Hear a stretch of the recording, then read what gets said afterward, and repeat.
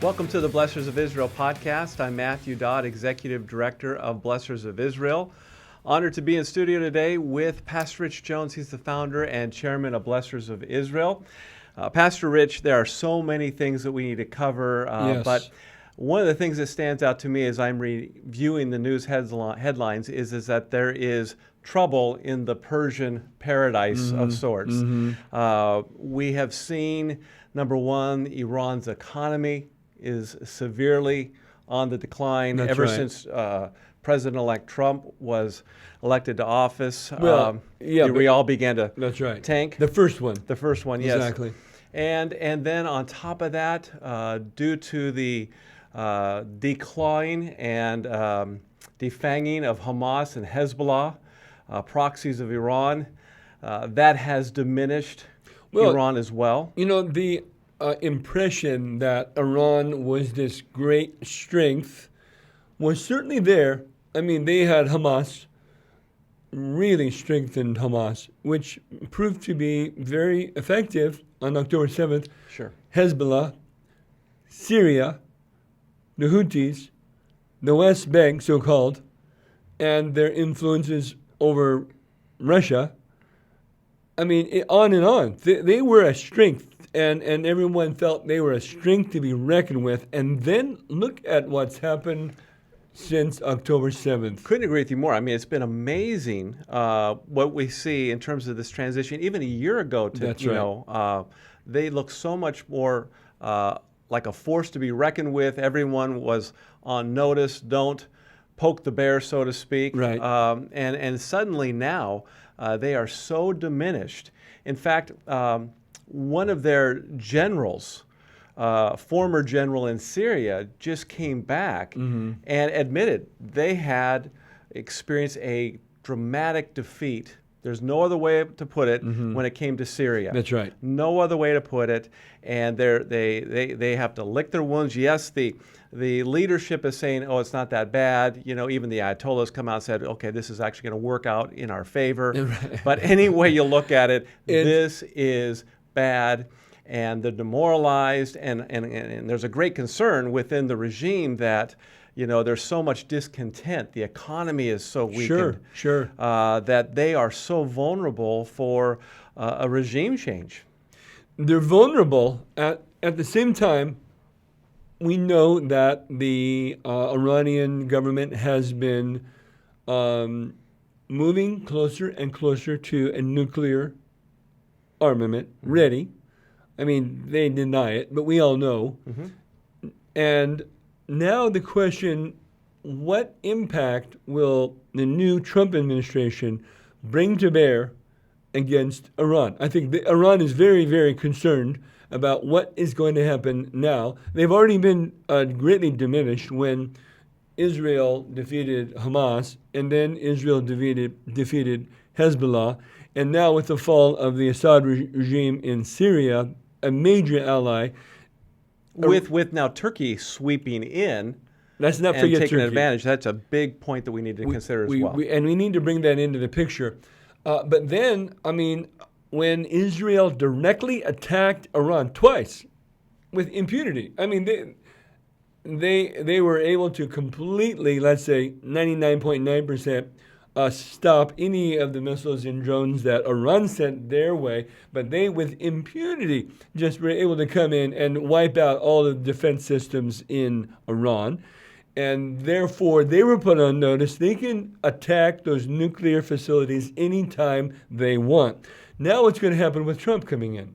See, this is the question. And you know, at a press conference just earlier this week, Trump was asked, you know, is there potential for the United States to do a preemptive strike against Iran and their nuclear facilities? Right. And he rightly so said, I'm not going to comment on any of that. Exactly. But it's clear that Israel's considering this. They're being encouraged to do so. And with the new administration here in the United States, it appears that there would be more support, though it was also stated that the Biden administration was looking at doing a preemptive strike, or at least permitting Israel to do so without any type of repercussions. Well, that's the thing. everybody believes that if Iran is going to be attacked over the nuclear capability, it's going to have to be Israel that does it. Number one, I don't believe that the United States is interested in joining Israel right now. Doesn't look like it's necessary anyway. Right. They have the capability. They've got these, quote, bunker buster bombs that could penetrate deep into these underground bunkers. And so Iran is very concerned. Now, at the same time, like they're doing this show of force, right? They want to make it look like they are all that, right? Look at all the things that they're doing to make it look like. Well, it was reported just today that they are requiring both their Air Force and their Navy to do 2 months' worth of drills.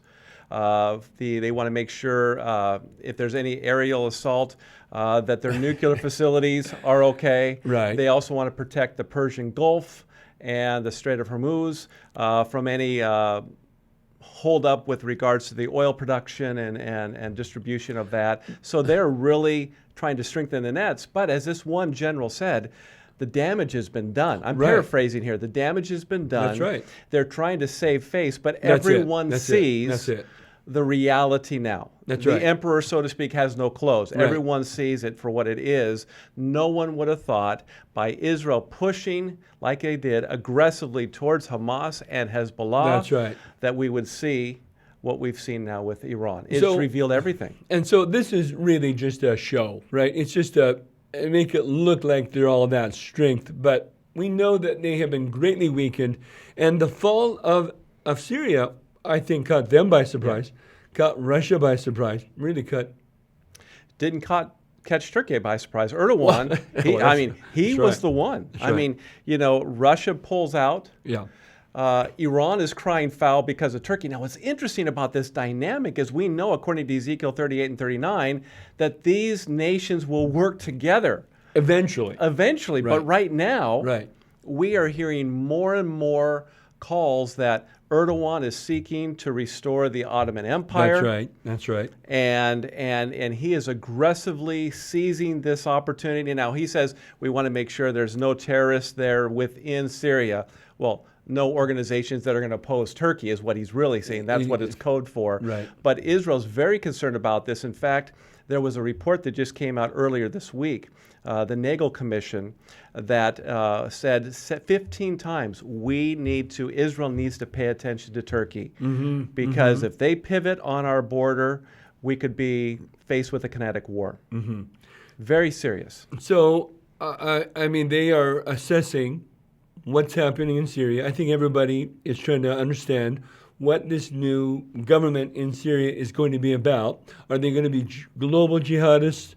Are they going to be practical Islamists? What is it? Well, what's interesting about what you just said there is there was a recent report that came out saying that they're restructuring their educational system. I don't know if you read that. It did. And they're actually going to make it more extremist in terms of the language they use to educate the next generation.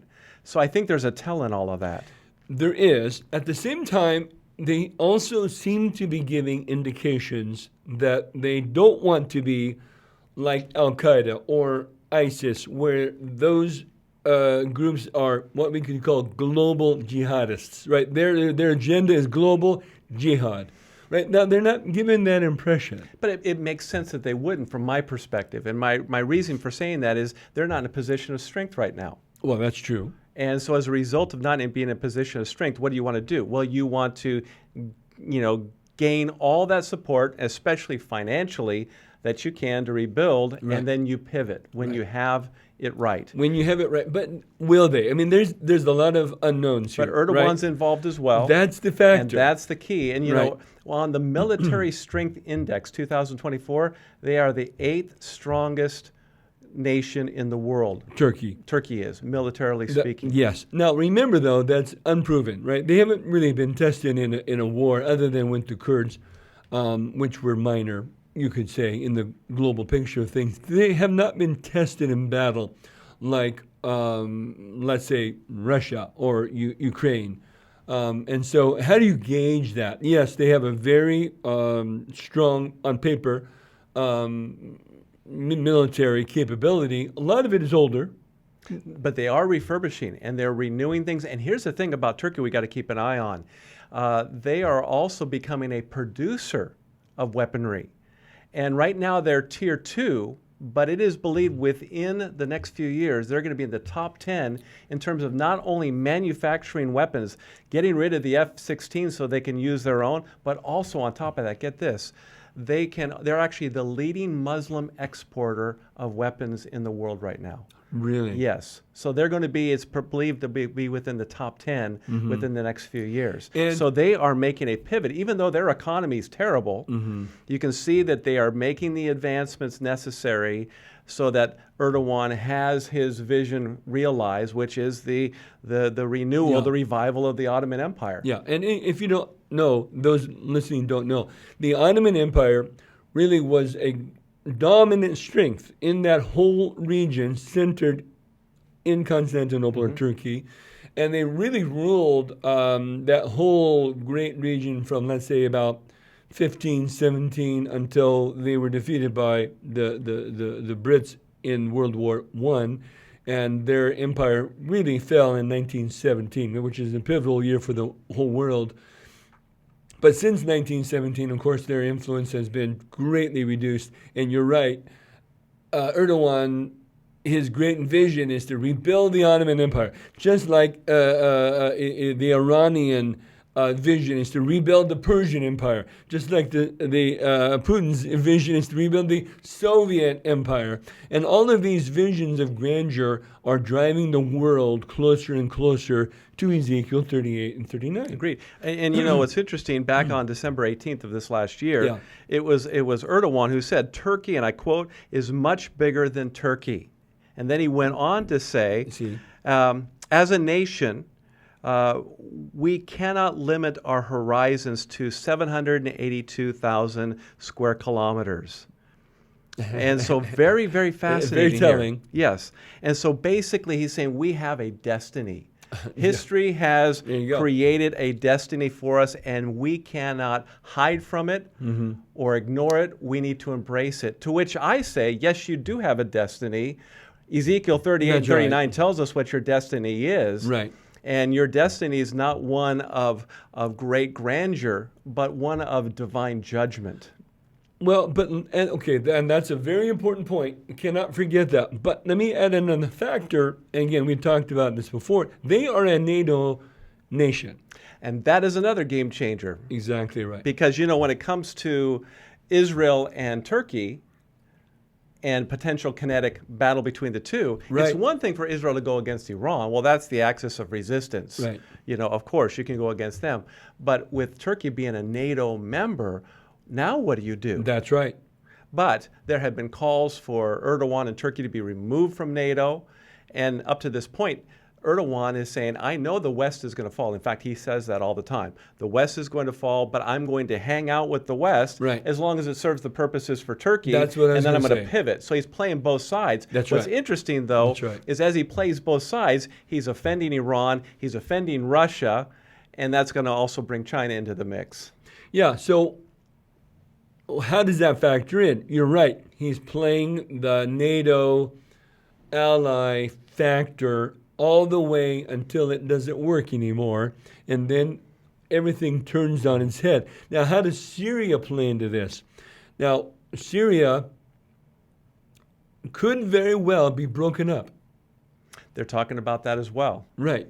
Israel's talking about breaking them up into sections to make it more manageable. Right. And by doing so, prevent them coming together and becoming more dangerous to Israel. Now, notice what Israel did, which is an amazing thing. They went into Syria and pretty much just wiped them out militarily. Yeah. And they took out their navy. They destroyed manufacturing facilities for arms.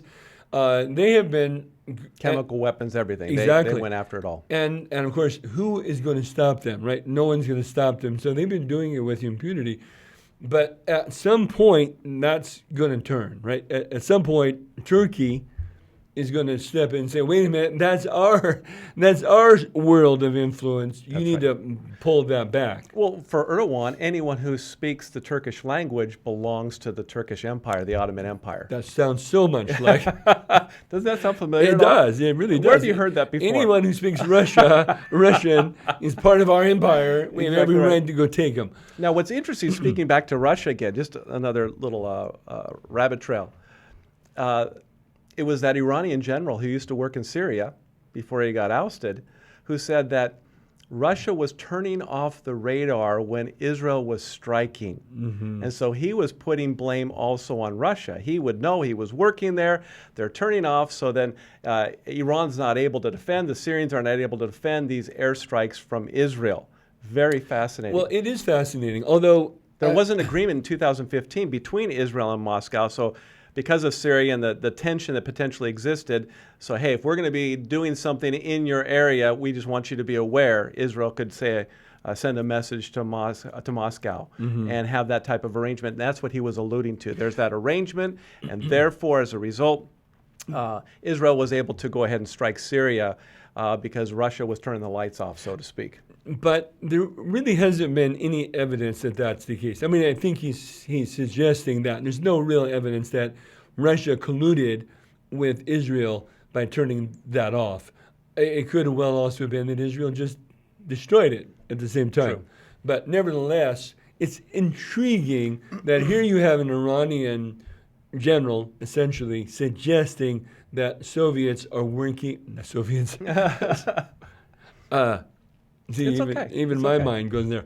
That's what Putin wants. Well, exactly. But he is suggesting that Russia was colluding with Israel against Iran. But at the same time, Iran is trying to supply drones and whatnot to Russia to attack. So again, this is a messed up world. There's trouble in the Persian paradise. That's my point. Right. You know, there is a lot. I mean, what we thought we'd see a year ago versus what we see now. It feels like the whole chessboard has been shuffled around. Absolutely. And suddenly, Turkey, who looked like an outlier, is becoming a more prominent player. Absolutely right. And now it appears that Israel may be poised to a direct attack on those nuclear sites in Iran. Yep. And that is going to be a game changer. Again, of course, Iran is saber rattling. Don't you do that. That's all that war. And, not only would Israel have the United States support, but now they're going to get Western European support as well. Macron, right. Germany, others are saying, UK. We need to sound the alarm, exactly. And so we would support, they don't want to do the dirty work, but we got your back. Right, absolutely. And now with the new Trump administration, clearly they've got their back. And somebody needs to go into Iran and take that nuclear capability out. Who's going to do it? Israel. But Israel is going to be backed by the United States, Germany, France, UK. Russia will stand back and do nothing. Russia doesn't want Iran to be a nuclear power. Right. It changes the dynamic of everything. Exactly. And I would imagine with them China as well. China, they're a very unstable influence in the world, right? Their influence on Hamas, Hezbollah, Syria, Houthis, they are a very unstabilizing factor. So I think China would be very happy with, somebody bringing them down a few notches. So what's going to happen? It appears to be leaning toward, and I think we should be expecting at some point, maybe near future, a direct attack on those nuclear facilities. I agree. By Israel. I agree. And I believe it will happen after the Trump administration comes in. They want to make sure they have that support and that backing. And already, as we've seen, as I reported just a moment ago, Iran's preparing for it. And by the way, when that general was asked, is Iran planning on an attack on Israel? They said, no, it wouldn't be prudent for us to do so at this time. Meaning they don't have the capability to do so successfully. Right. But they are nevertheless, meanwhile, making this big show, right? Military it's puffing exercises. The chest. It's beating the chest. It's, It's typical. Yeah. But everybody sees through it. Everybody knows what's happening. And everybody sees that an Iran armed with nuclear capability is not good for the world. Exactly right. And so we believe Israel, at some point, is going to do a direct attack, use those bunker busters, and come in there and destroy those facilities, and no one's going to stop them. And so we need to be praying. We need to continue to pray for the peace of Israel and for at this time, because you think about, you do something like that, all the lives as well. And my heart aches for, because the Word of God makes it clear in Ezekiel that God doesn't delight in the death of the sinners, of the wicked. He wants everyone to repent and come to saving faith in Jesus Christ. And so that's our prayer. Amen. We have to pray. That's really that's the number one call to believers right now. As the famous American philosopher Bob Dylan once said, the times are changing, and they really, really are. Yep. And we need to stay on the alert.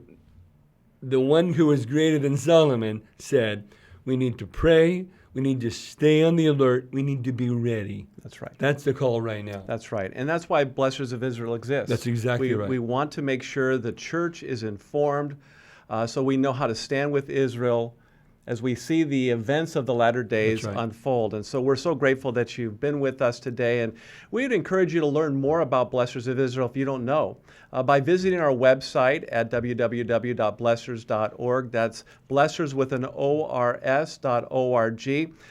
Encourage you to go to our newsroom. There you will see our videos, you will see curated news, original articles with biblical content, so that you can be informed about the things that we're talking about here. We want everyone to be so well equipped. And so please visit our website at www.blessors.org to learn the latest regarding Israel and the Middle East. We also encourage you to subscribe to the channel that you're watching right now, and make sure you share this channel with your friends.